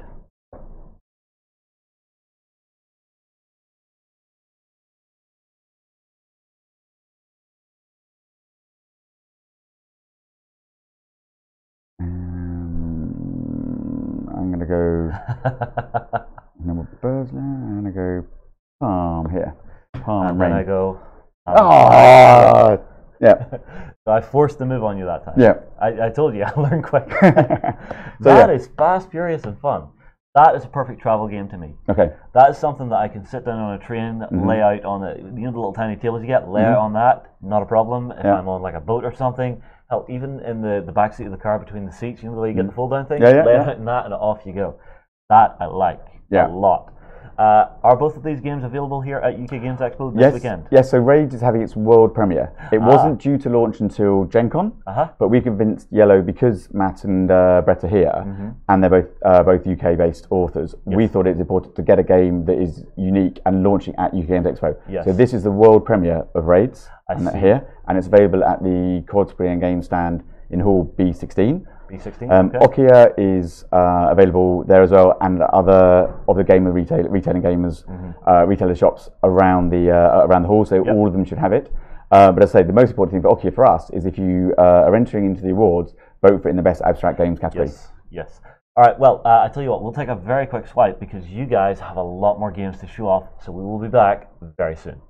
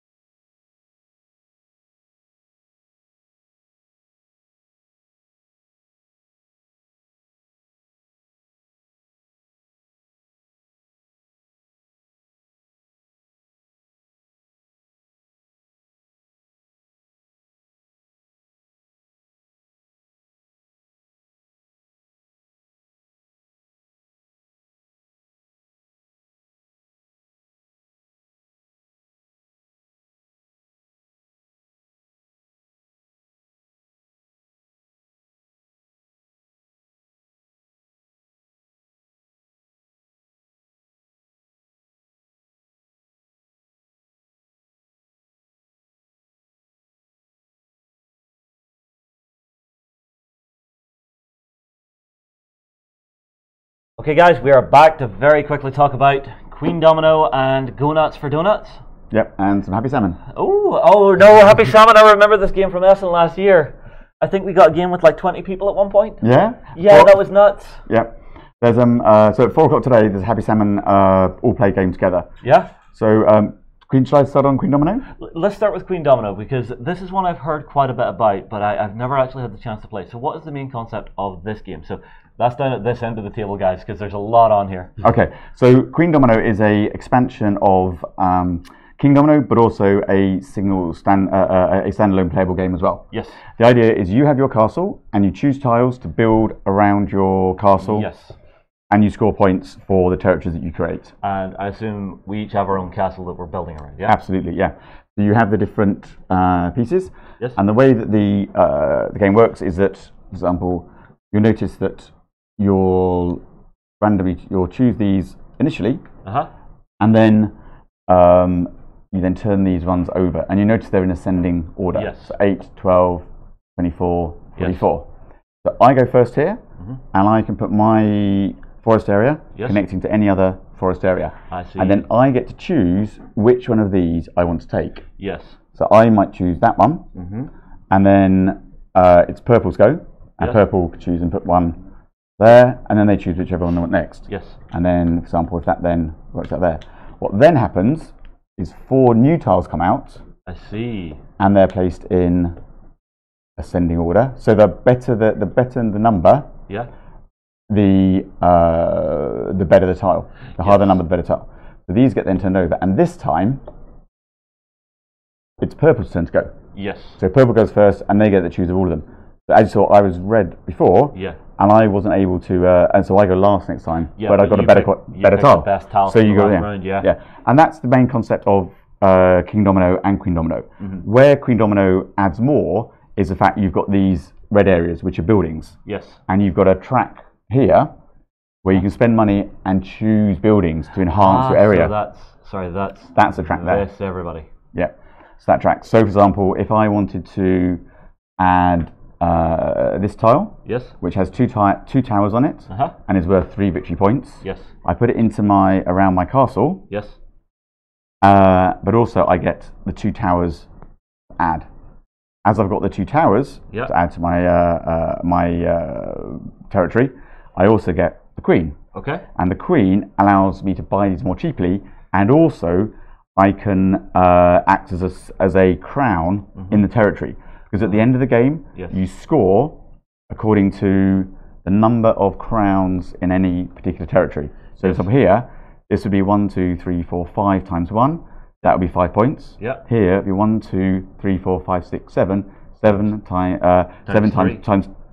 2. Oh, times 2 normally, but with the queen times 3. Yeah, that'd be 21 points. Awesome. So you're battling it out to see who keeps the queen each round as well, whenever you're building. You can do that as well. Yeah. You can also if you want to annoy your opponents as well, you have a dragon, and the dragon can fly down and burn one of the houses out the way that you think your opponent might want.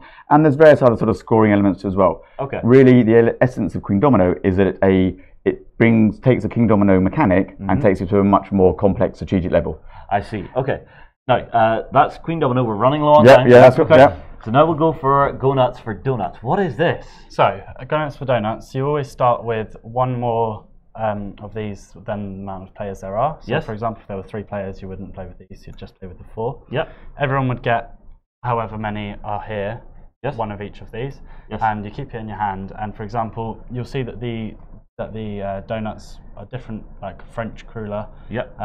This gets you 2 points, and you can discard any number of cards not selected this round. Yes. So if you were to choose, everyone chooses them by themselves. So you're looking through your cards, and you put it down on the table, and everyone turns it over at the exact same time. And then that activates the ability on each card. Exactly. Gotcha. But if, for example, you're playing against your opponent, and you both go for this card, and both goes for number 2. Yeah. Then it would be completely discarded and nobody gets the card. Oh, so you've also got to kind of look around for what they might be going for. Yeah. And that gives you interesting choices. You could actually block an opponent if you really know they're just going for those final 2 points or something. Yeah, exactly. Very, very cool. Because you can kind of see who, for example, this one can end up with 0 quite easily on the card. it goes 0, and then if you have 2 of the same card, then you get 6, and then 0 if you have 3.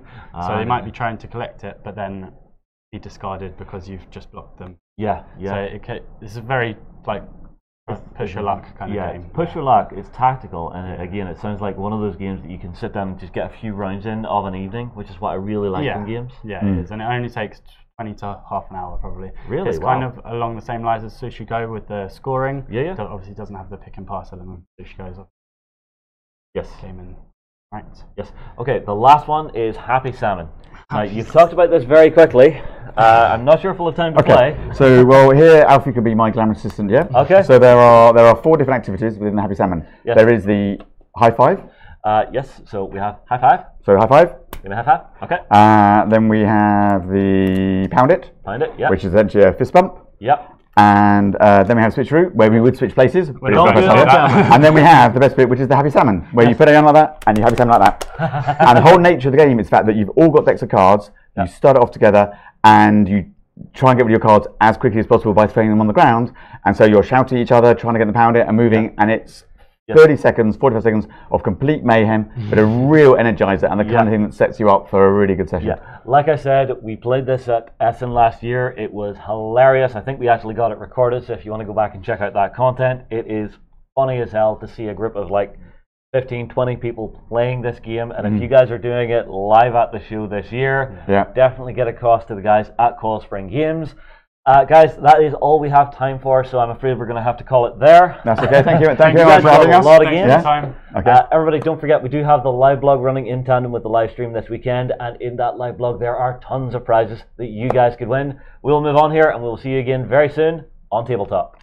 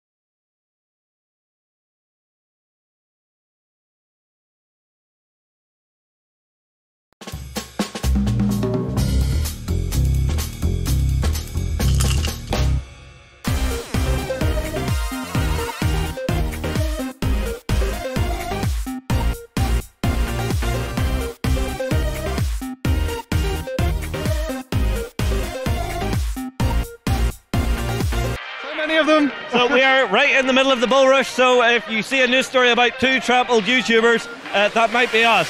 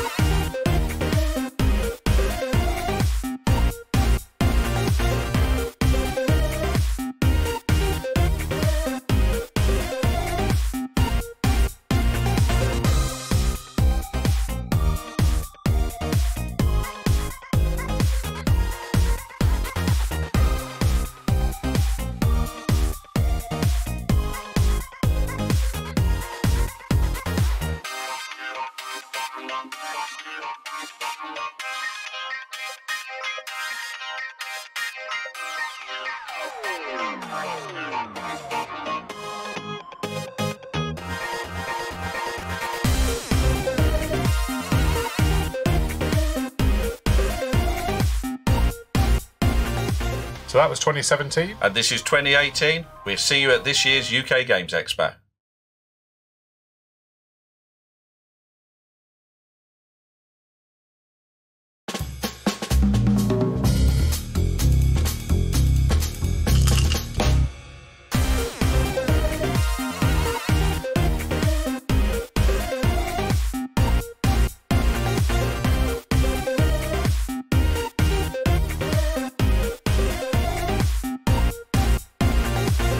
Of them. So we are right in the middle of the bull rush. So if you see a news story about 2 trampled YouTubers, that might be us.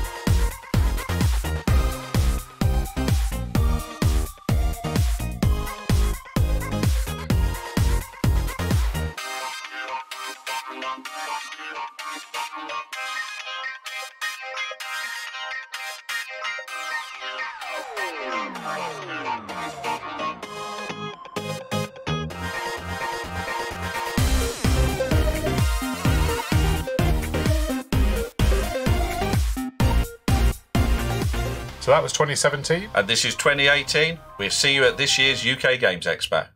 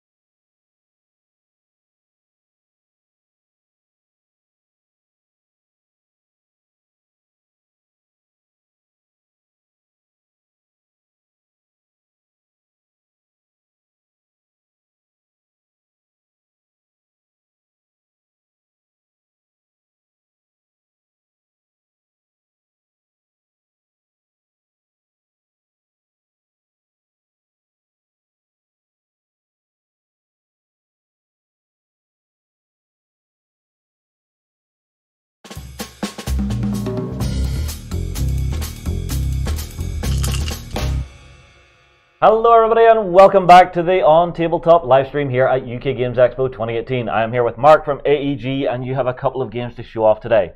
Before we kick into the actual interview though, I want to remind everybody the table in front of me is being raffled by the guys at Geek & Son. Make sure and go across and check it out because you could win yourself an epic gaming table.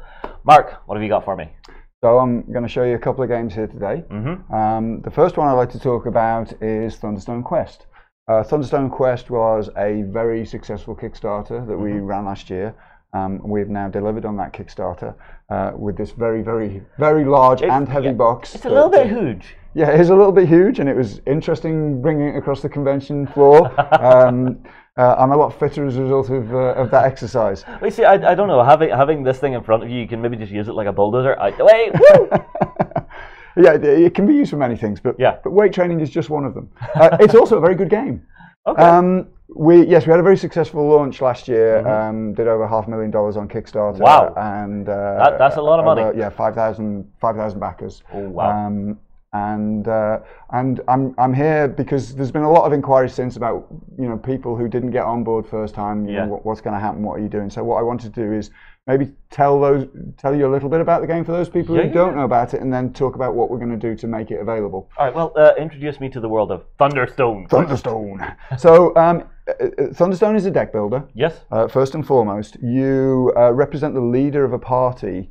And you are venturing into a dungeon in order to defend the city or the town or the village, which is portrayed on the board here. Yes. At the end of the game, you will fight a sort of boss monster. Okay. And then you will tally up the number of victory points that you have at the end, and accolades are poured upon the person who has contributed the most significantly to the defense of the city.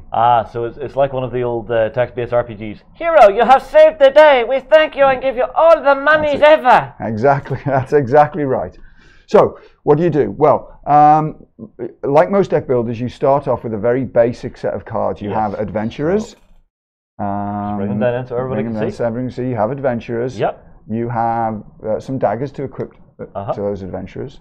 You have what everybody needs to go into a dungeon, which is a lantern, because you need a bit of light in the dungeon. I see. So these are lanterns here. Those are lanterns. Yep. And finally, you have the shards of the old Thunderstones, the Thunderstone shards, and these can help you in times of emergency if you're wounded or if you just need that bit extra courage to wield your weapon. But as I say, like most deck builders, these are sort of fairly basic cards. And what you're going to do is you're going to spend your time visiting the village, recruiting new heroes, or buying weapons like this longsword. Ooh, longsword! I love the art style that you went for these. Yeah. It's very, very classical fantasy. Very nice. Spells. Every wizard likes to have a mirror image to make sure that if the monsters fight back, they pick the wrong one. Oh yeah. Well, anytime you can make someone hit the wrong thing and waste their time while you sneak off into the shadows, that's fine by me. And then there's a series of different items that you can take in this case, it's a wand of light. In the actual game, as you can see on the board, there are 8 slots, which will have a variety of different things in them. The box quite clearly comes with many, many different cards. Yes. And the way we've presented the game is you can actually adventure through a series of pre-constructed quests. There is a total of 14, which will introduce you to pretty much every card that's in the box. And then after that, you can play with random setups. We've got a variant that we call an epic variant, which is different again. So these 8 cards will change all the time. Yes. There are 4 different types of heroes.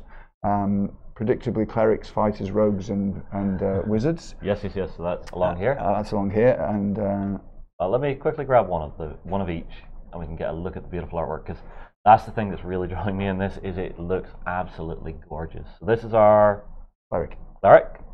We have our fighter, and we have our that's a wizard.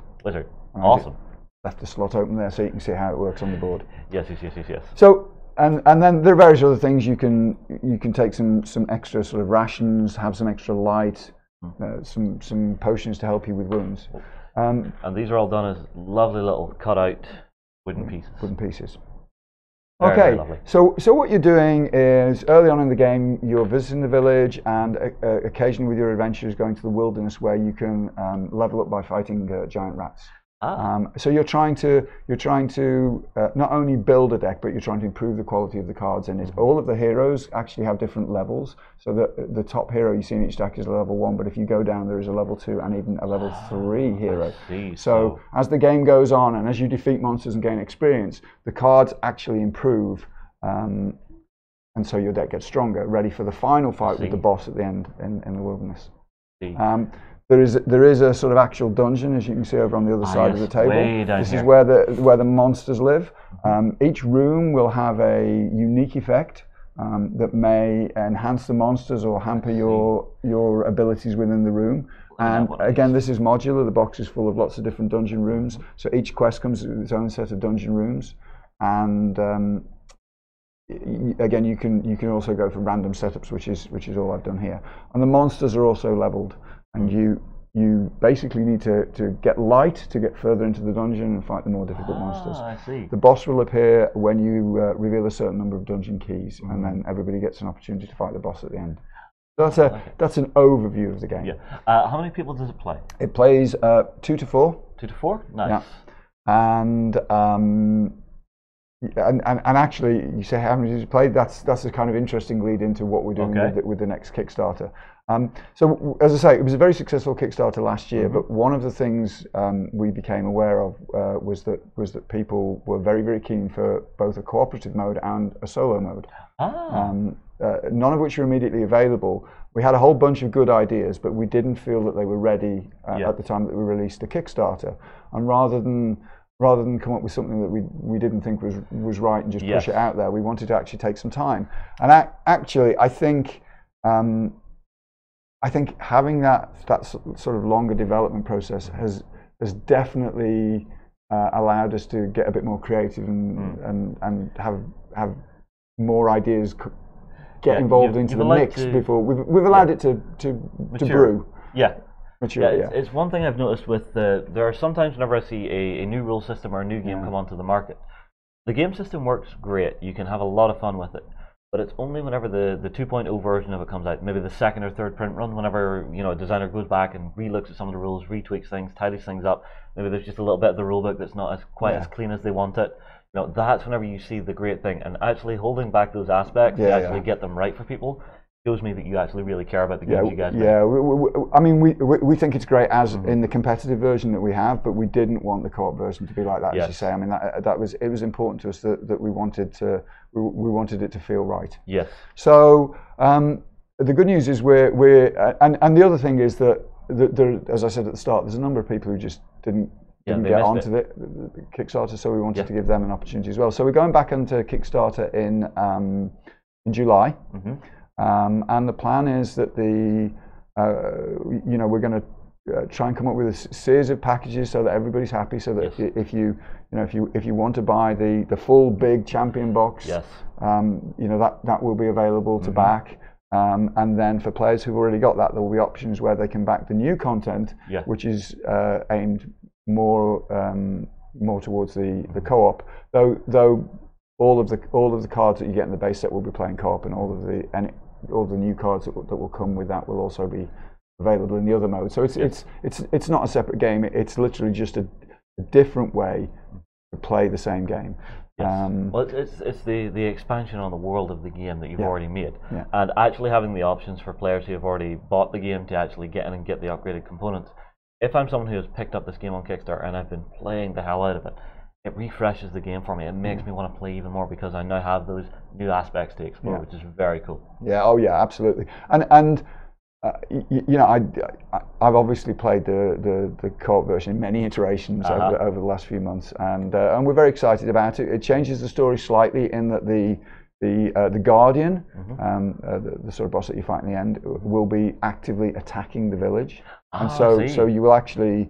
You'll actually see the village being destroyed, and you have to fight the Guardian in each of their iterations, and then there is a new, even further climactic battle, because the co-op version is going to be actually about defeating the final boss rather than just gaining experience points.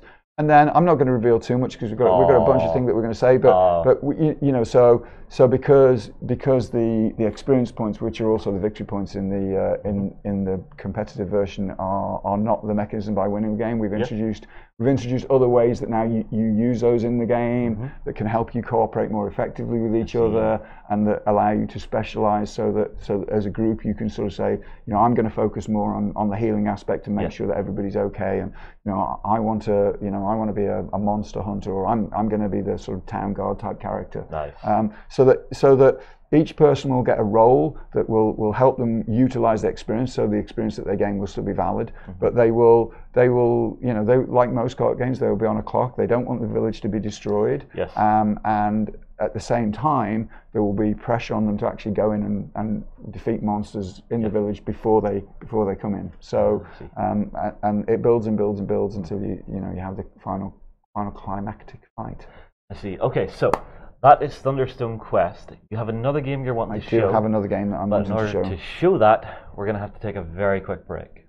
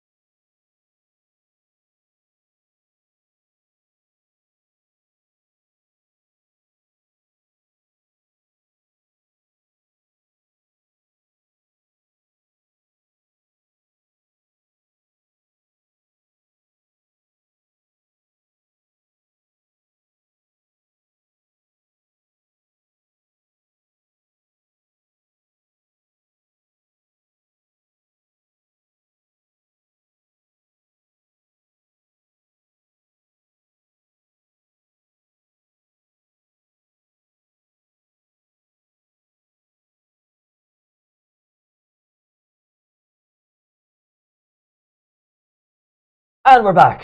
Okay, so we have switched out the tabletopper. What do we have now? What we have now is a game that's recently come out called Space Base. Space Base, okay. And this is a game where you are one of the officers on a space base, and you have your own sector. I see. A series of sectors where spaceships come in, and your job is to turn them around and get them out, exploring the universe and doing the thing that they're supposed to do.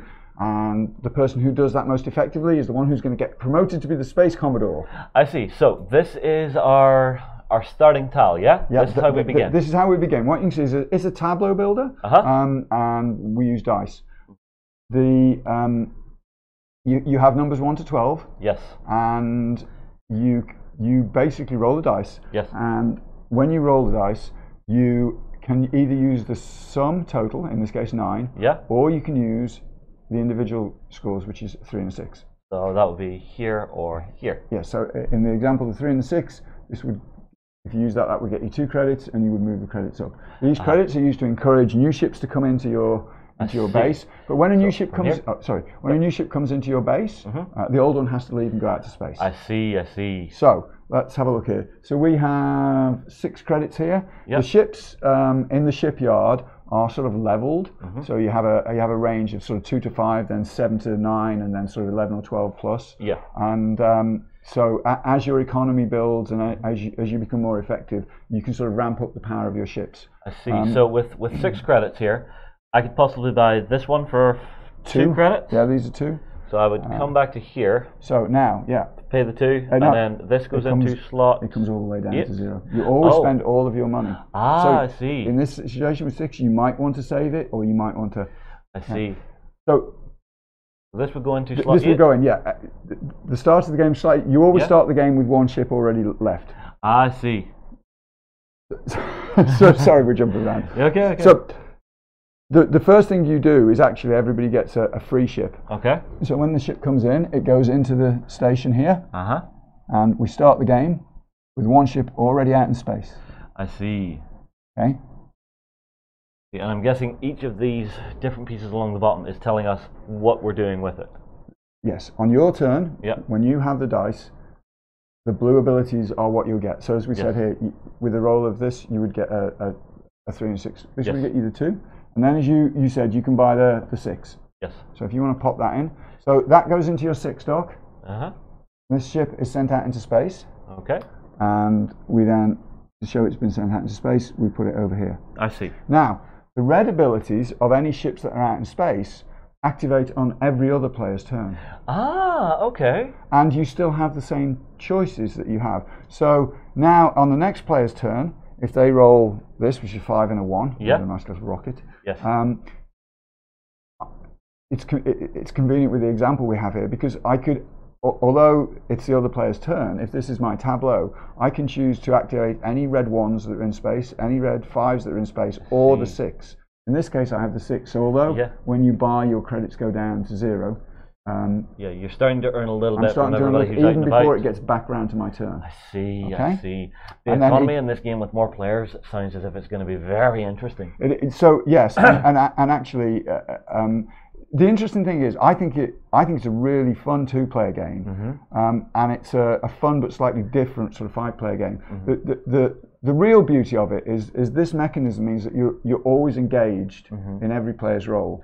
Yes. And you know, some of the games we've had have, you know, it sounded very much like a sort of crap stable at bay, because come on, hit me with the double 3, hit me with the double 3, hit me with the double 3, you know, and then there's a big cheer when it does. You know, apart from the person whose turn it was who really wanted to hit 11.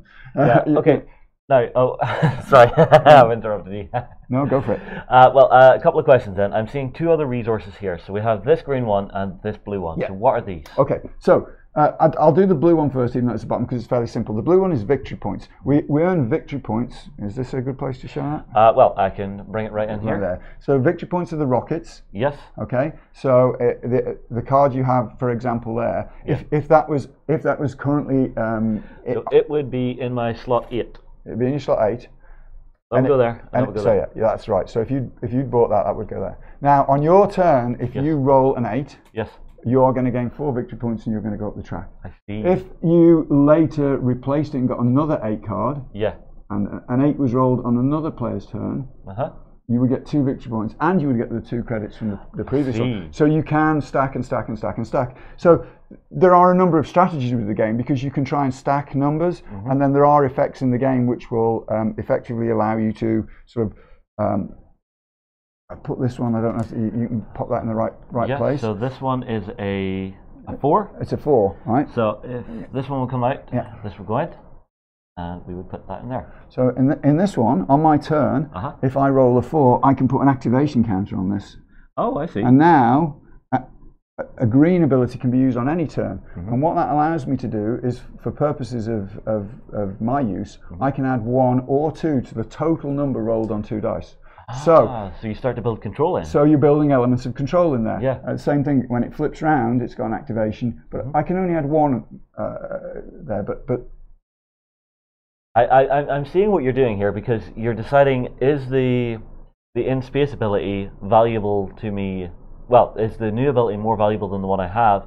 And allowing me to have that extra ability still there means that I'm not losing what I've already purchased. You're not losing it. And sometimes sometimes the abilities change a little bit between a little between what they will do in your tableau and when they're in your space station and in space. Yes. There's different strategies. You can you can try and cover all the numbers. Yeah. So that you always get a little bit of something. Yes. Or you can try and focus hard on one number and then use effects like this. I mean, there are even effects that simply say, you use the card next to this. Of course, I won't be able to put my hand straight on one, but so basically, you widen the actual odds of actually getting the number you want. Oh, in fact, we've got one in here already. Right, I see. So what do we have here? So this one just means use the card to the left or right. So now, when that 10 hits, you can actually choose. So if you've built 9 up as a number, this is a good 10 card for you. Yes. Well, actually, it's a good 10 card because it does 9 and 11. Or 9 or 11. Yes. Oh, right. So do I have to choose whenever I'm using this? Yeah. When you use it, you use 9 or 11. Yeah, but it means that if someone hits on this, I can choose which one of those I want. Yes. Oh yeah. Yeah. That's really good. Yeah. It's not. You don't have to choose when you put it down. But you have to choose at the time that it's rolled. Yeah. Now you've set up a late game up the top. Well, I would say this is a sort of medium sort of game, and in this one as well, I'm just going to mention what the green cube does because you asked about that. One of the mechanisms of the game is when you buy any card, you effectively spend all of your credits. Yes. But what your income does is it means that once your turn's done, your credit level always starts at equal to whatever your income is. So this sort of sets a new minimum that's not 0. I see. So early game, if you can build up a bit of income. Yeah.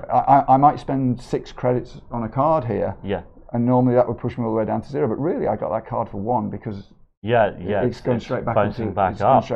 So income is another interesting mechanism that you can sort of. Particularly, I think if you invest in it early, it means really you're getting cards discounted quite heavily. Yeah. So actually finding those and finding them cheaply within the communal area here, because I'm assuming everybody's buying from here. Everybody's buying from here. Everybody buys from the shipyard, and you refill it constantly. Yeah, and I'm assuming your only limit is, do I have the money to pay for it? Yes, you can only buy 1 card unless some other card effect lets you do that. You can only bring 1 new ship in. But yes, the limiting factor is your money, and it is tiered. Now you can save your money between turns. You can choose not to buy something. The other thing with the game is obviously the higher up the tableau you get, the better the effects are. Yes. So there are even cards that will allow you to kind of switch the positions of all your cards in one sector with another. I see. So because the game has that interesting dice kind of splitting or isolation mechanic. Yes.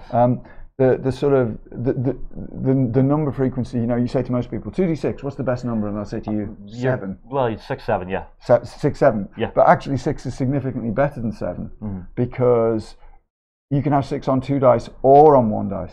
Yes. So anytime any 6 is rolled. So your sort of order is 6 down through 1, then 7 up through 12 in terms of how frequent they are. So being able to build up a high number is great because usually if it hits once, it'll be a big payoff. Yeah. But then you can even play the game of, well, I've got a card that lets me switch my 8 with my 5. Yeah. And so now I've got these good value 8 cards, and I'm bringing them down onto a slot that's going to hit even more often. It's that you've got essentially a little bit of a controlled chaos mechanic with being able to actually add the dice together or pick them individually. Yeah. Now, if I pick them individually, do I just pick the one or do I pick both? You pick both. You get both. Yeah, and I mean you don't necessarily need to be able to use both. So if we're in an early game situation, which we've kind of upgraded a bit here. Yeah. But if somebody rolled a 4 and a 1. I don't have anything on 5 on your turn, and I don't have anything on 1, but I've got the 4, so I'm just going to say I'll take that as a 4 and as 1 because I get the 1 credit off. So it really is, it's open. You can choose to, I suppose, interpret the dice whichever way you choose. All right, now here's a question for you then. Let's say someone rolls a double 4. Can I get this twice because of the double 4? So I can just go, I'll have the 4 and the 4, or I'll have the 8. Yes, you can. Okay, early game, that's interesting as well, because then instead of the 8, which at that point, well, at the beginning point, it would give me just 2 coins. I could do it with the 2 4s and get 2 coins as well. So it kind of balances out, but it depends on what way you're building up then. Yeah, the early card 7 and 8 are actually 3 coins each. So 7 and 8 is usually better than some combination, because the actual starting cards are, I think I'm right without going back and looking, that 1 through 6 are all 1s, but then 7 and 8 are 3s, and then 9, 10, 11 up actually boost your income. I see. So yeah, if you get an early game hit on those and boost income, it's good. 7, 8 are good numbers early because they're better than dividing the dice. Yes. But you can always, early on in the game, you're always going to get at least 2 credits. Yeah. Well, it's very interesting. I'm liking the idea of this game. I want to actually sit down and play a full game. I know I won't get time this weekend, but there are too many games I want here. This one's going on the list.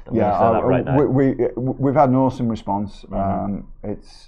It's very engaging, keeps you going the whole time. You play once one player crosses 40 victory points. That's when you basically finish by coming back to the starting player. Right. Do you want me to mention those cards or not? Oh yes. What are these?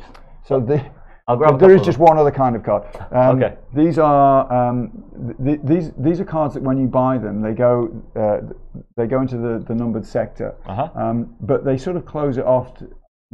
Once you put one of these down, you can't build there anymore. I see. But they are worth a lot of victory points. I mean, the top one that goes on the 12 is. Yeah, you can get 12 victory points off the top one, I believe. That's really going to ramp up the speed of the game. It's higher than that. It's sorry, the 12 is 40.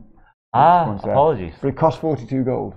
Yeah, but if you get to the point where you've got the 42 gold, that's a really nice way to speed up the end game of it. And if I'm a player and I see my opponent has got that, I'm going to start to get really nervous about actually needing to actually stop them and build my own.